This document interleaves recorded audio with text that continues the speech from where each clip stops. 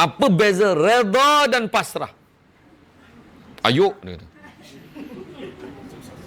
Pasrah menerima satu ketentuan Tuhan dengan hati yang sakit. Itu pasrah. Dia terima tapi hati dia sakit. Dia tak boleh terima. Sebenarnya dia terpaksa terima. Sebab walaupun hati dia sakit. Redha pula terima dengan hati yang ikhlas. Dia positifkan benda tu. Allah ambil nyawa ayahanda aku ni sebab Allah sayangkan dia. Kalau tidak kan dia sakit, dia menderita lagi teruk. Biarlah Allah ambil nyawa dia. Dia positifkan benda tu. Kan? Okey, saya lakonkan. Ni beza pasrah dengan redha. Macam ni. Pasrah macam ni. Mungkin dah ni rezeki akak. Akak kena terima walaupun hati akak sakit. Tak ada mana perempuan pun sanggup terima keadaan ni. Dah ni jalan yang suami akak pilih. Akak kena terima. Demi anak-anak, akak kena terima. Tu pasrah.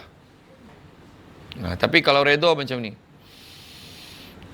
Alhamdulillah Allah bagi jalan macam ni kat akak. Akak harap suami akak mampu berlaku adil. Jaga kami semua dengan baik. Mudah-mudahan kami dapat masuk syurga bersama-sama. Orang lelaki jangan risau, tu takkan berlaku. Itu hanya contoh saja.